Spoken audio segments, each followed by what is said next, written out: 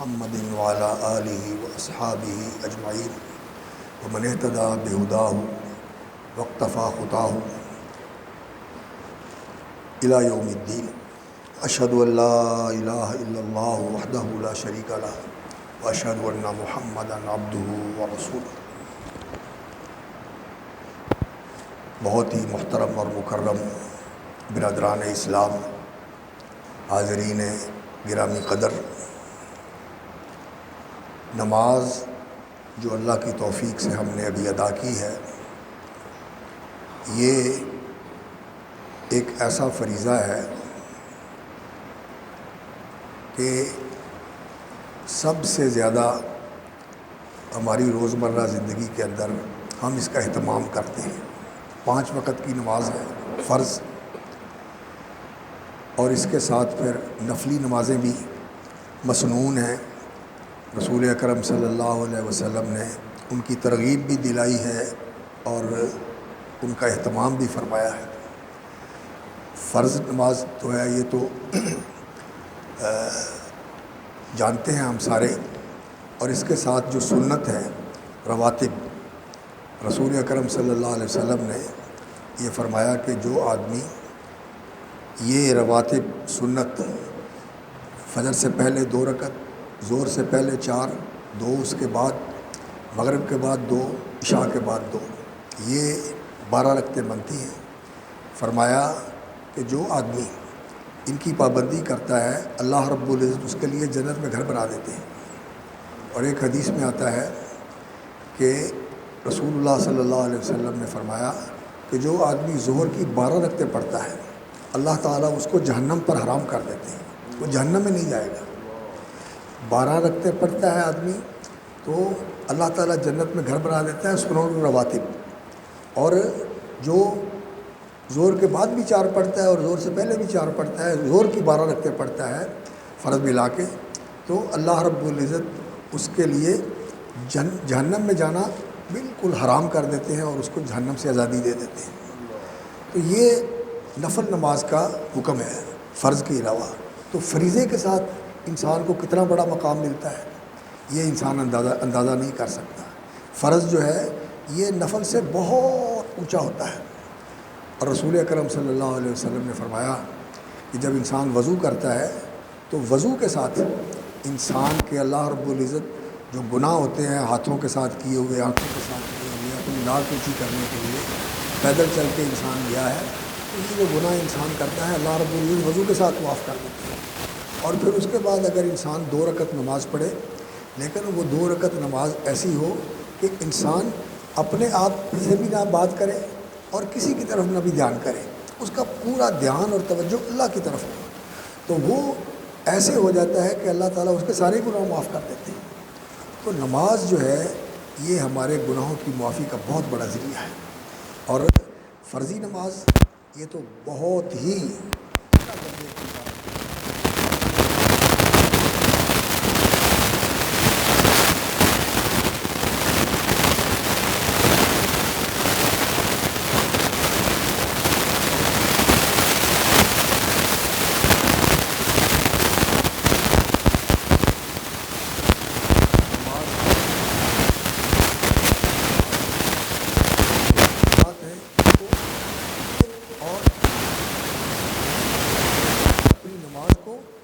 رسول اکرم صلی اللہ علیہ وسلم ظاہری اعتبار سے بھی وہ سارے کام کرے جو رسول اکرم صلی اللہ علیہ وسلم کے، اور باطنی طور پر بھی جیسے رسول اکرم صلی اللہ علیہ وسلم کی نماز کے اندر تھی، اور آپ صلی اللہ علیہ وسلم کے اوپر اتنا خشیت کا غلبہ ہوتا تھا کہ صحابہ کہتے ہیں کہ رسول اکرم صلی اللہ علیہ وسلم آواز آتی تھی جیسے ہڈیاں ابل رہی ہیں۔ آپ صلی اللہ علیہ وسلم پر غلبہ ہوتا تھا رسول اکرم صلی اللہ علیہ وسلم کا۔ یہ نماز جو ہماری زندگی کے اندر بڑا ہی عظیم الشان عمل ہے، اور اللہ رب العزت نے یہ فرمایا ہے، یہ سورہ عنکبوت کی آیت ہے، بسم اللہ الرحمن الرحیم، اتل ما اوحی الیک من الکتاب واقم الصلاۃ۔ اتل ما اوحی الیک من الکتاب، جو قرآن مجید اللہ نے آپ پر نازل فرمایا ہے آپ اس کی تلاوت کریں۔ تلاوت کے دو معنی ہوتے ہیں، ایک اس کو پڑھنا، الفاظ کو پڑھنا، قرات کرنا، اور دوسرا اس کا معنی ہوتا ہے کہ قرآن مجید کے احکام، تعلیمات اور جو قرآن مجید نے ہمیں واجبات بتائے ہیں، فرائض بتائے ہیں، اور جن چیزوں سے روکا ہے، ان کو حرام قرار دیا ہے، ان سے بچنا، فرائض کی پابندی کرنا، محرمات سے بچنا، یعنی قرآن کے مطابق عمل کرنا، قرآن کی عملی طور پر عبداللہ بن مسعود سے بھی اور حضرت عبداللہ بن عباس سے بھی منقول ہے کہ یہ جو آیت ہے سورۃ البقرہ کی، الذین آتیناہم الکتاب یتلونہ حق تلاوتہ، جنہیں ہم نے کتاب دی وہ اس کی تلاوت کرتے ہیں جیسے تلاوت کا حق ہے۔ ایک پڑھنا ہے تلاوت، تو انہوں نے یہ معنی کیا کہ اس کی پیروی کرتے ہیں اور اس کے مطابق عمل کرتے ہیں اور اس کو اپنی زندگی کا دستور اور نظام بناتے ہیں۔ تو اتلو ما اوحی الیک من الکتاب واقم الصلاۃ، اور نماز کو قائم کرو، نماز قائم کرو، یعنی نماز کا اہتمام کرو، نماز کے جو فرائض ہیں، جو اس کی سنن ہیں، جو اس کے مستحبات ہیں، جو اس کے آداب ہیں، ان سب کو اپناتے ہوئے، ملحوظ رکھتے ہوئے نماز ادا کرو۔ ان الصلاۃ تنہی عن الفحشاء والمنکر، نماز جو ہے یہ انسان کو بے حیائی سے اور برائی سے روکتی ہے۔ فحشاء ایسا کام جو بے شرمی کا ہو، بدکاری کرنا، نعوذ باللہ، یا انسان جو ہے وہ ایسی شہوات اور خواہشات کے پیچھے پڑ جائے کہ ہر وقت اس کا ذہن اسی چیز میں سوچتا رہے کہ میں نے اپنی ان شہواتی خواہشات کو کس طرح سے، یہ بے حیائی کے کام ہیں، ان سے نماز روکتی ہے۔ اور منکر، برائی کے جو کام ہیں، خیانت کرنا، جھوٹ بولنا، کم تولنا، وعدہ خلافی کرنا، یہ سارے کام، ظلم زیادتی کرنا، یہ ساری کام برائیوں کے کام ہیں، ان سے نماز روکتی ہے۔ کیسے؟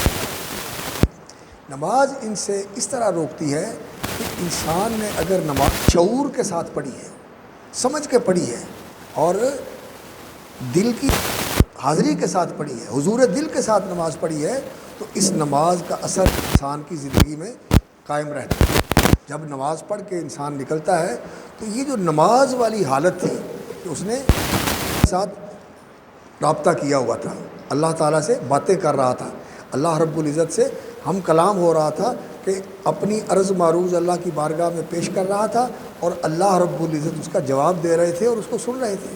جیسا کہ رسول اکرم صلی اللہ علیہ وسلم نے فرمایا، اذا صلی احدکم، جب تم میں سے کوئی نماز پڑھتا ہے تو یناجی، مراجات کرتا ہے۔ مراجات کا معنی ہوتا ہے سرگوشی کرنا، یعنی ایک دوسرے کے ساتھ بالکل اس طرح بات کرنا کہ آپ کر رہے ہیں اور دوسرا سن رہا ہے۔ تو اللہ رب العزت کے ساتھ ہم سرگوشی کرتے ہیں، اللہ رب العزت کے ساتھ ہم بات کرتے ہیں، تو ہمیں پتہ ہونا چاہیے کہ ہم نماز میں کیا پڑھتے ہیں۔ اس لیے ہمیں کوشش کرنی چاہیے کہ نماز کا ترجمہ ضرور، الفاظ بھی صحیح کریں، جو پڑھا جاتا ہے اس کے الفاظ بھی درست کریں، اور اس کا معنی مفہوم بھی ہمیں پتہ ہو کہ ہم کیا کہہ رہے ہیں۔ رسول اکرم صلی اللہ علیہ وسلم کا یہ فرمان ہے کہ انسان کو معلوم ہونا چاہیے، انسان شعوری طور پر یہ ذکر، یہ قرات اور اور نماز کے اندر جو تشہد کرتے ہیں ہم، اور تشہد کے اندر دعائیں پڑھتے ہیں، ان کا انسان کو معلوم ہونا چاہیے کہ میں کیا کہہ رہا ہوں۔ تو انسان اللہ رب العزت کے ساتھ مناجات کرتا ہے، اور اللہ کی بارگاہ میں یہ سجدہ نیاز پیش کرنے کے بعد انسان اپنی زندگی کے اندر چلا جاتا ہے۔ تو یہ جو نماز کے اندر انسان کی کیفیت تھی، کیا کہ انسان اللہ کے احکام کی تعمیل کر رہا ہے۔ کھڑے ہو جاؤ، ہاتھ باندھ لو، نبی صلی اللہ علیہ وسلم کی سنت ہے، رکوع میں چلے جاؤ، اور قوموا للہ قانتین یا ایھا الذین آمنوا ارکعوا، رکوع کرو، واسجدوا، سجدہ کرو، یہ اللہ کے اوامر ہیں، ان کی انسان پابندی کرتا ہے۔ اور تکبیر تحریمہ جس وقت انسان اللہ اکبر کہتا ہے، تو جو نماز والے کام ہیں یہ انسان جتنے دوسرے زندگی کے مشاغل ہیں وہ سب چھوٹ گئے۔ تحریمہ کا معنی یہ ہوتا ہے کہ باقی نماز کے علاوہ جتنے کام چھوڑ دیے، نہ کسی کی طرف دیکھنا ہے، نہ کسی سے بات کرنی ہے، نہ کسی کی طرف دیکھنا ہے، سب چیزوں سے ہٹ کر اللہ کے ساتھ انسان نے اپنا رابطہ قائم کر لیا ہے اور اللہ کی فرمانبرداری کر رہا ہے۔ تو یہ جو کیفیت انسان کی نماز کی ہوتی ہے، ساری زندگی انسان نماز کی سطح کے اوپر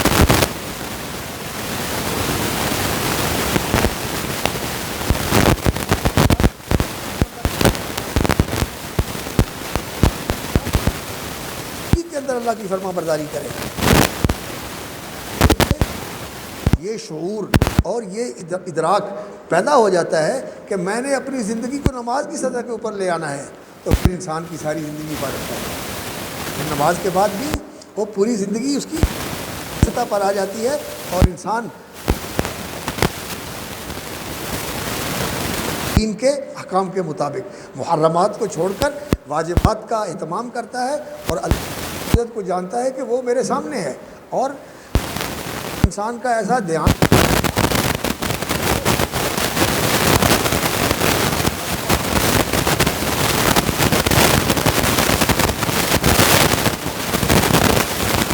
پوری طرح اس بات کا احساس کرتا ہے کہ اللہ میرا عرش کے اوپر مجھے دیکھ رہا ہے، اور میں زمین کے اوپر ہوں، اور اللہ رب العزت آسمان سے مجھے دیکھ رہے ہیں، اور اپنی رحمتوں کے ساتھ اللہ رب العزت سامنے ہوتے ہیں. جیسا کہ رسول اللہ صلی اللہ علیہ وسلم نے فرمایا کہ جب تم نماز پڑھتے ہو تو انسان ادھر ادھر نہ جھانکے، اللہ تعالیٰ اس کے سامنے ہوتے ہیں، اور سامنے کی طرف تھوکے نہ، اللہ رب العزت اس کے سامنے ہوتے ہیں.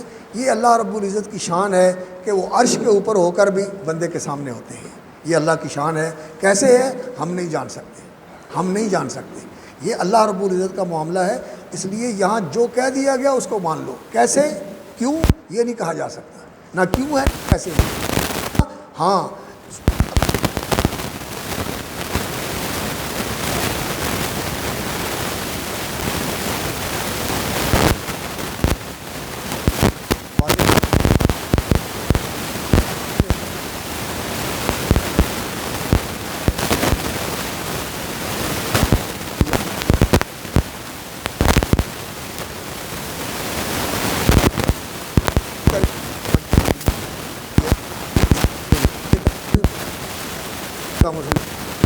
اللہ رب العزت سے دعا کرتے ہیں کہ اللہ تعالیٰ ایسی ہی حضور والی شعور والی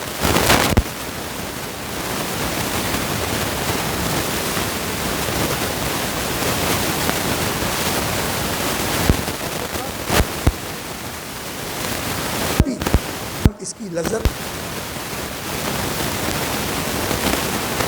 ہو، محسوس ہو، ظاہر ہو.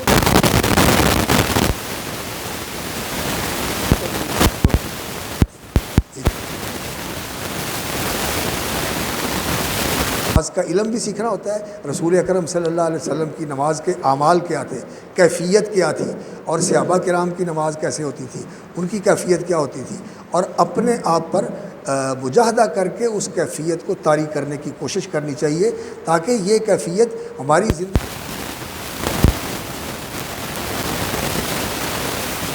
شعور، یہ احساس اور یہ حضور قلب ہمیں نصیب ہو جائے، تو پھر انشاءاللہ ساری زندگی ہی نماز بن جاتی ہے.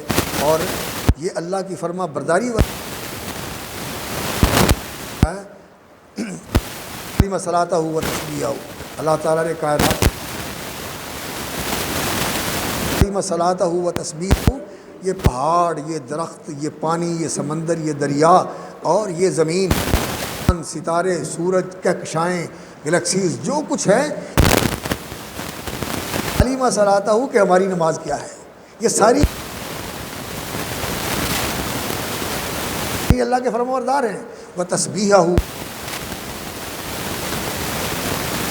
پر فرمایا وَإِن مِّن شَيْءٍ إِلَّا يُسَبِّحُ بِحَمْدِهِ، کوئی چیز ایسی نہیں ہے. انسان تو غافل ہو جاتا ہے، کبھی کرتا ہے، کبھی اللہ کو بھول جاتا ہے، کبھی اس کی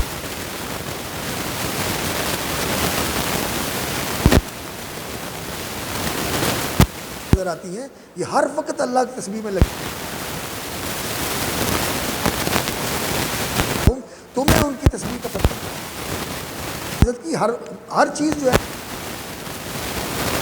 اسی طرح ان کو اپنی نماز ہے، اور اپنی نماز کی حالت کیا ہے، اللہ کی فرما برداری ہم کر رہے ہوتے ہیں، جس کے ان کو کرتے ہیں. تو ہم بھی اگر یہ عبادت کو